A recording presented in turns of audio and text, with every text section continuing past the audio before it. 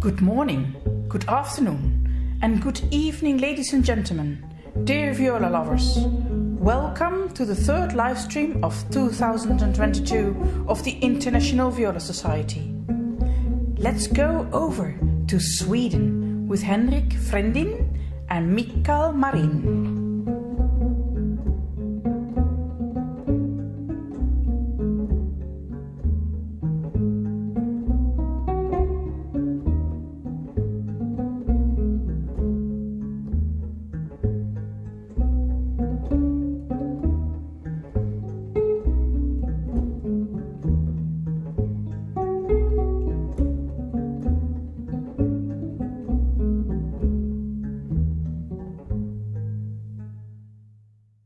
Welcome to this broadcast from the Swedish Viola Society. And today's subject is playing electrified viola. My name is Henrik Frendin. I am the chairman of the Swedish Viola Society, and I also work as a viola professor at the Music Academy in Malmö. And my colleague here, who are you? Well, my name is Mikael Marin, and I also play the viola. I work at the Royal College of Music in Stockholm as a teacher at the Folk Music Institution, teaching, arranging, composing, and also teaching students to play correctly. But I also have a long career as a touring musician. For decades I've been touring with a band called Väsen, playing a 5-string viola. Nowadays it's a duo, and now I mainly play this blue viola. We are going to tell you the story, actually, why we got electrified. I think that's a good start. Yes. And what was the need? And actually, I can show you something I prepared. This is how it all started. It's It's a ramsa. yes. You still have it. I still have it. Wow. This was the top of the line microphone in the 90s, and what you did, you had this little clip here, and you attached it from here, and if you have a F-hole, and it was pretty amazing those days. But it had this disadvantage that you had the feedback problems. Yes. Yeah. I owned one myself back then. You did. Yes. The feedback was a problem, and also it was a frequency that was 220. 220. That's right. Bad frequency on the viola. Yes. I always had to bring an extra equalizer on stage where I had to cut this 220 down. I mean, in those days I played in a Swedish jazz group by Joachim Milder. He formed this group. He's a jazz saxophone player. And although since I'm a classically trained violist, I was all through my career I was curious to investigate different genres of music. I mean, not only the jazz, and also I play also some folk music sometimes. Have this Swedish heritage, and also a need for electrified viola for me was in the contemporary music ensemble, where we play these acoustical pieces, with computerized music. So that was way back in the 90s. Yeah. Oh, so and then you started to think about an electric instrument. Yeah, I had to buy that ramsa, otherwise I wouldn't be heard. Yeah, but you had the same situation, but in another context. Exactly. Yeah. So I mean, I was touring with the band, and it was quite huge stages. So you needed your own clip-on mic to be heard. Yeah. Actually, but when I bought this instrument, it was not a need of anything. It was just a spontaneous decision. Okay. I saw it and I wanted it. You bumped into it. Exactly. So that was the story of. And when was that? It's It was in late 1990s. okay. And then it was the strings was ordinary viola strings. Yeah. And so it was an electric viola. And if you put that into an amplifier, it sounded really harsh. Okay. I know that I needed a processor or something for the sound, so I bought a guitar processor Okay. and worked with it. And it became a little more useful instrument. But still, I didn't use it as an instrument in for example, Väsen, which was the group I played. It was some projects that Special projects, locations. yeah, when I had the opportunity to try out sounds and that. But tell me about this special strings that you have attached, because that was not the original setup, was it? No. Yeah. These strings are actually octave viola strings. So it's down to that. It's a little cello, you can say. Octave down. Yeah. As I used to say that I'm like a very, very fast cello player with not so good taste.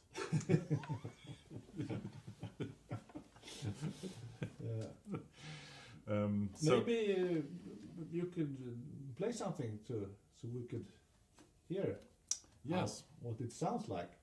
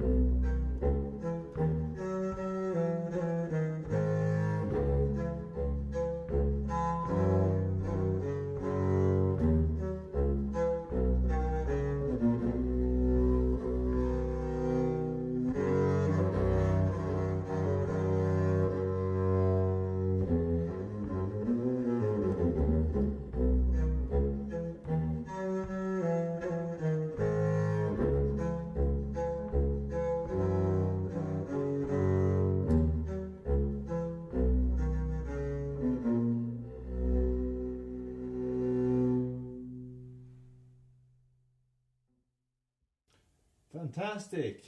Wow! Thanks. Really get down to the bottom there. So. Yeah, so I have the low C. Yeah.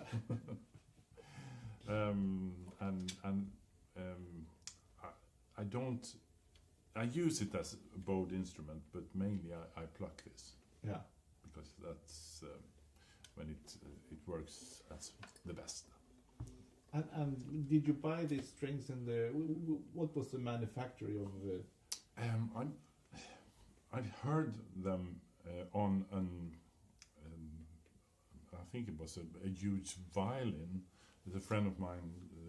His name is Daryl Anger. He's a very good fiddle player in US, and he had put on this on a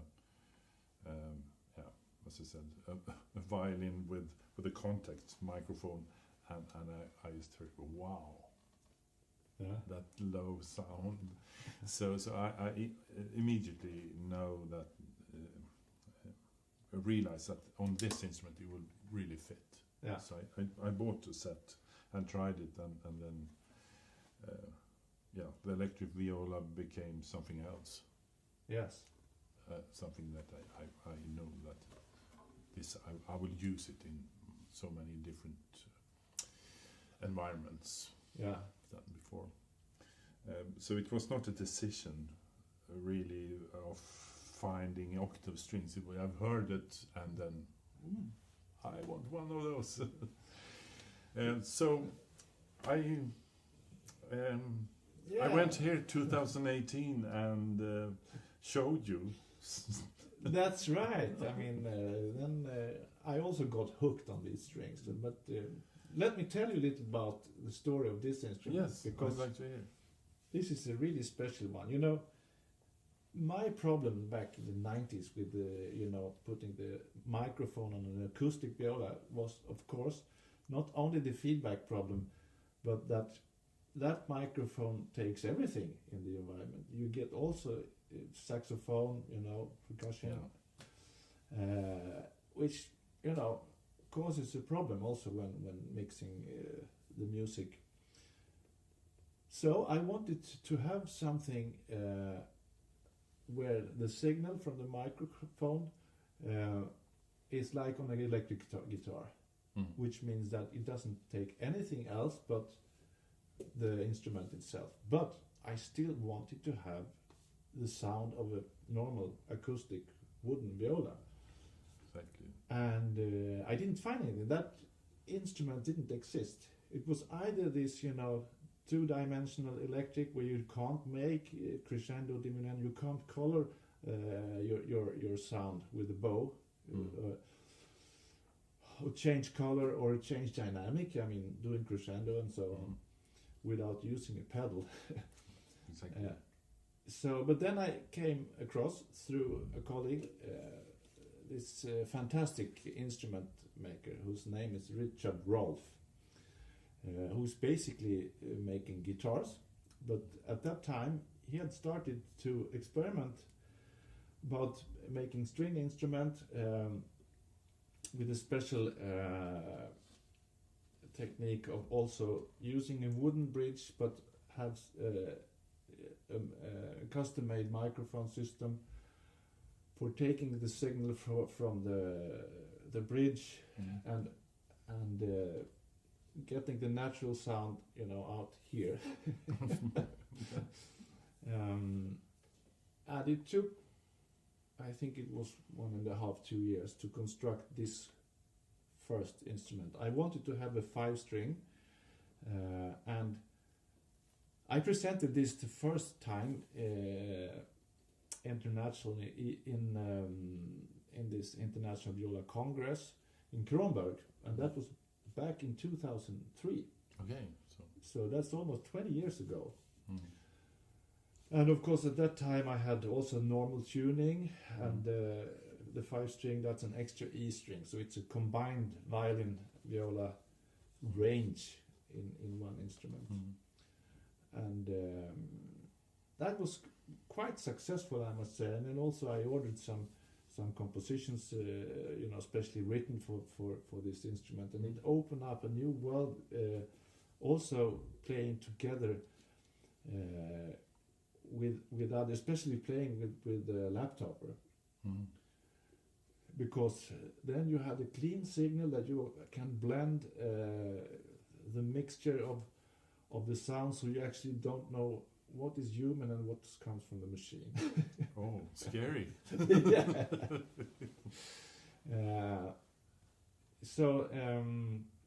But as on your instrument, the best feature is actually the pizzicato. I can show you. Yeah, I'd like to hear. So, what do you want to play on? Would you like some Bach? Oh, I love Bach. Okay.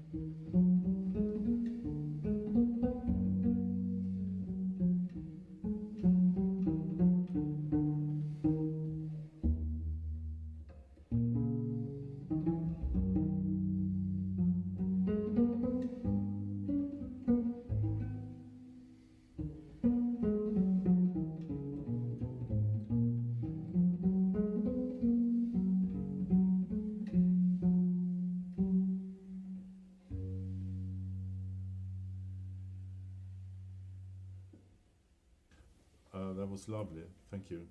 Thanks. Let's talk a little bit about the gear. The gear. Oh, yes. Yeah. As we say, there are no shortcuts to the perfect sound. That's very true. Everything in the chain, from where you bow the string out to it gets out in the hole, it's important. And of course, even if we play electrical, we also rely on acoustic in the whole. But as our instrument doesn't sound acoustically, we also rely, of course, of the sound system, the preamp, the amplifier, the loudspeakers, all this kind of stuff. And since I know we have a little bit different approach, that you said that you also want to explore all the effects to getting the natural sound was not the main purpose. But no. But with me, it was the main purpose from the beginning. And I actually, if I should choose one effect, I only need one top of the line effect, and that's the reverb. Okay. So And there are a lot of products on the market, of course, but that's not the subject for this broadcast. Just to give a brief a brief overview of It's a reverb jungle out there. yeah. But you know, if you have something, if you find something that you like, that it's so, then you can always bring your sound. I mean, if you play acoustically, you, as I say, some halls are dry, some are wet. Churches maybe over wet. Leipzig church, Bach's reverb was some kind of 5-6 seconds. But this is, I think, for me the main thing. Then, of course, if we should have all the range of frequency, you know, up, down, and have it really clean, I use, you know, studio loudspeakers like the Genelec, which is studio standard, and you can, they're pretty expensive, but you can get them in all sizes. And also, I mean, according to what you find in your wallet. But to that, you also need, especially the bass one, you need a subwoofer to capture the low frequencies. But then, as you hopefully hear in this session, you can get a really pretty clean, attractive sound. Yeah, so that's what I mainly have worked with as well. You can't see it now, but I have some. Nowadays, it's a bass processor that I use, and also a small equalizer that I need to create this sound on this instrument. And also this one is really important, that it's a good amplifier. This is a setup for stage, really. So this I also put a microphone here. Yeah. So that means you need to be prepared for all different kinds of stages. I mean, also outdoor, you know, big the folk music festivals.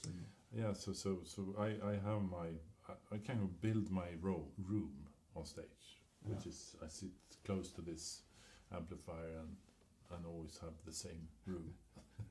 And then the outside sound, I don't care. Yes, I do, of course. But it's really, as you said, it's no shortcuts.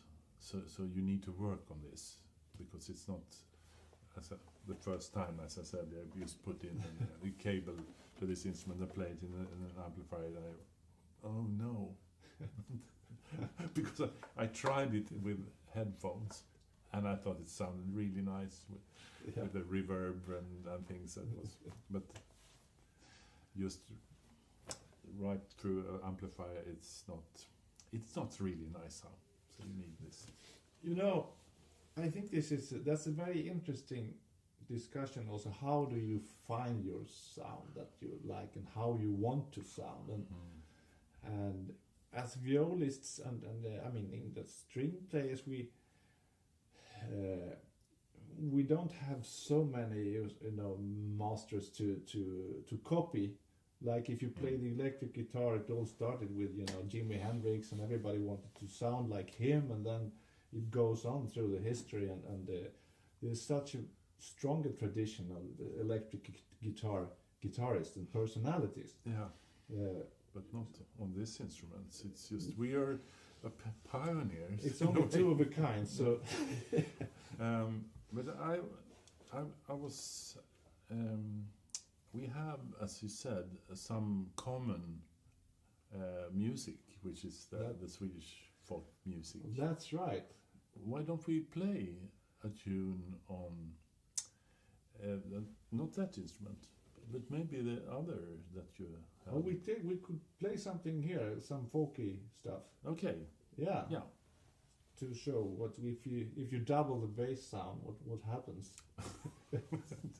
Yes. Let's do one of these traditional polskas then. Let's do it. Yeah.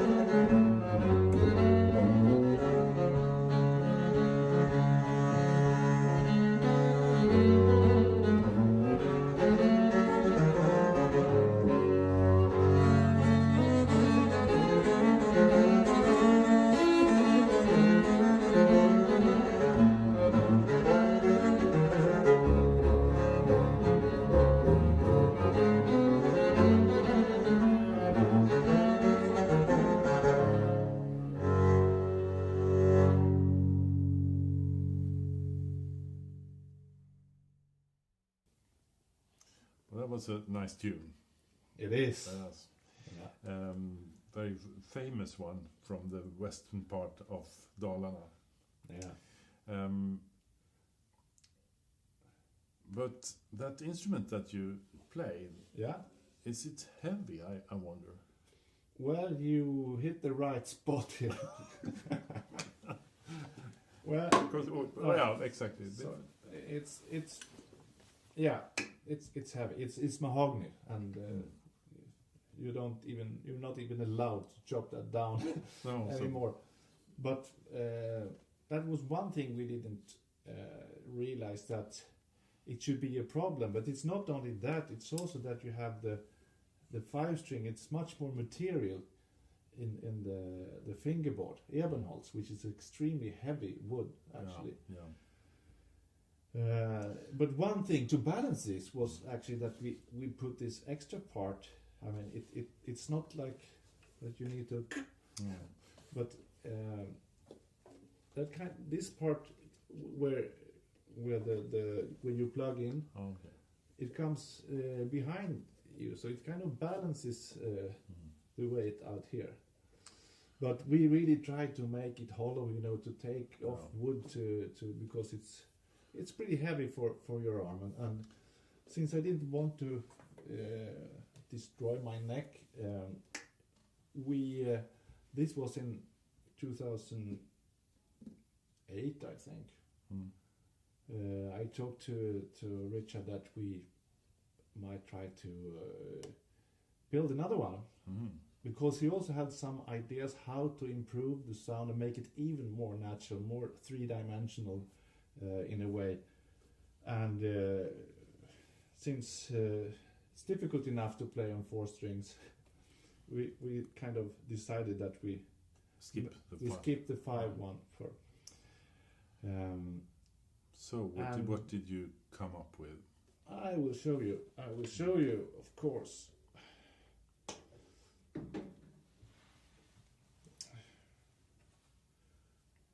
Yeah, that's this one. Yeah. is what he came up with. It's a real beauty. Yeah. More traditional, made of course, the maple back and here. Shape is not traditional. No. But it's and you could say, what is the purpose about this? Well, it's a little bit more, narrow, and a little bit also less wood than a normal viola. But it's also an artistic point of view, that you have this curve here. This curve goes round, but as you see, it's not symmetrical. Here it's round, and here you have the corner. So that has no sounding purpose. It's just the personality of the instrument, so to speak. But what we had, the big problem with constructing this was to get rid of unexpected and unwanted wolf tones. Okay. Yeah. Well, that's so you succeeded.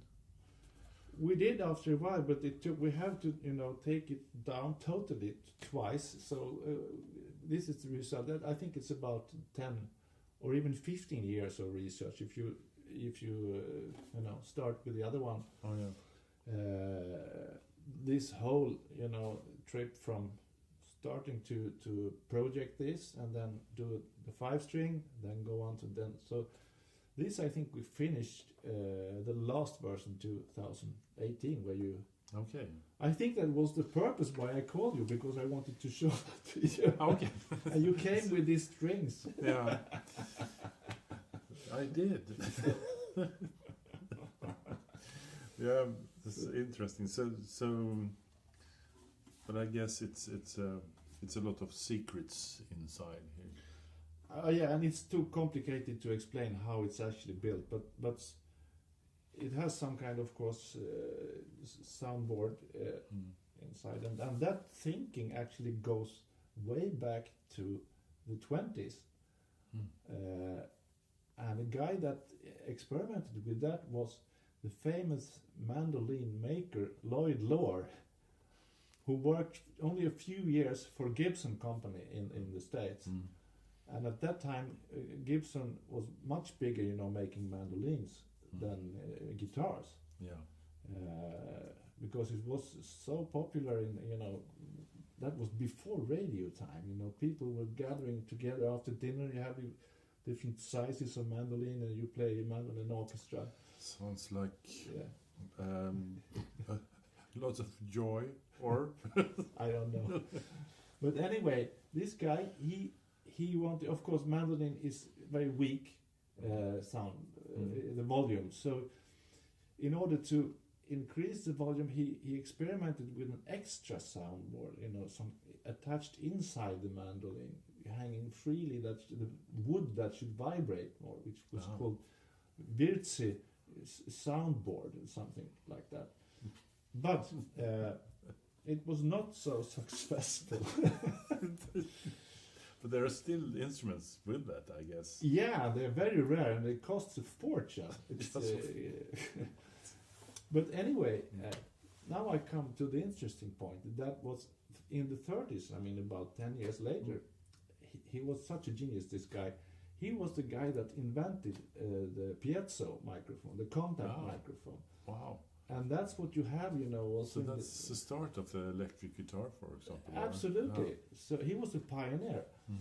And that is what we use also here, because if you have the condenser microphone, as I show you in the beginning, then you have the feedback problems. But and also the piezo, that's the kind of microphone we really can turn up the volume, and you could play, in jazz groups with drums and loud environments, and you're still heard as a string player. Yeah. So and of course nowadays it's a bunch of them, and most of them are of course made for guitar, but you have for string instrument. And same story as with all gear. It's you get what you pay for. For sure. But anyway, this was really a fantastic journey that we did, and then that he constructed this instrument, and also I was kind of advising a little bit of in what direction we should go with also calibrating the sound, and also it has been so much work also with dimensions of bass bar and trial and error. But that's how you do it. Mistakes creates success after a while, maybe. If you don't make mistakes, you can't make success. It's, as we say as viola players. So let's jam. Yeah. I think we should end up this session with some kind of little groove. Yeah, and it has been a pleasure to present this weird stuff. Yeah. This is what we do in the Swedish Viola Society. And as you can see, we have some very innovative Swedish instrument makers. So, and of course, if all this should happen, it has to be music to play. There has to be a musician, but there has to be someone that builds the instrument. Yes. Otherwise, we don't get something sounded. It's the same with these strings. Unfortunately, they have been stopped manufacturing. No. So now I have a couple of sets left, and then it's over. So we have to ask if anybody out there knows anybody that produces viola octave strings. Please tell us. Tell us. It is a market. Yeah, especially after this broadcast. Yeah, probably. So, but tell me, last question. Why is it blue? The back part is. It's very blue. Yeah. Maybe it has something to do with the builder's name, Ulf. Ulf Blue. Oh, we will end with a bad joke. That's What? Ulf What? Klo. Ulf Klo. Ulf Klo, okay. Ulf Blow. The possibilities the five-stringed electric viola gives shows us Henrik Frendin on his CD Viola con Forza, a must for the adventurous viola player around the world. We will listen to Soft Christ. Soft Christ is played on an octave viola, which Frendin calls the electric viola grande, since it has 5 strings. The composition is written in scordatura, performed with normal viola strings, tuning down the lower strings quite a bit, which creates totally different natural harmonics.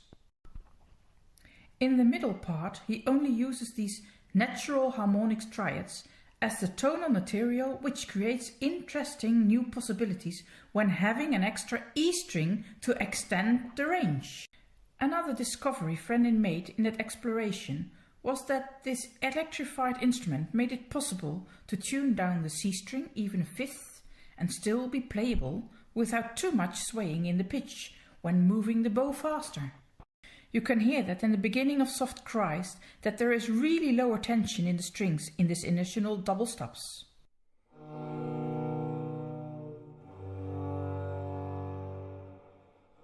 Soft strings nourish the soft, layback character.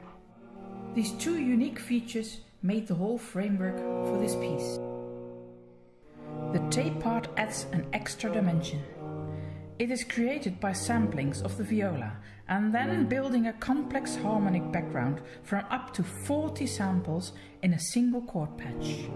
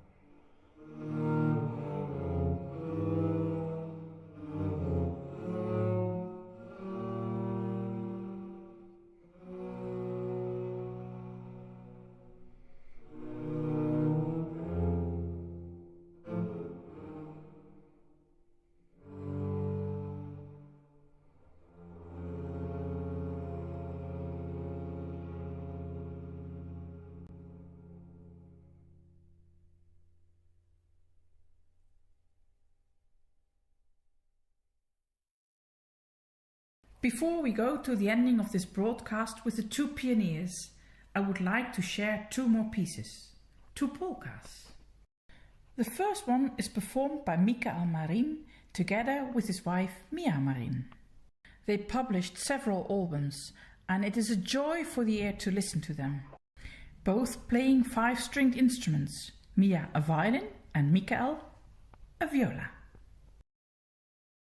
The second is from Henrik Frendin together with Håkan Olsen, both on the viola.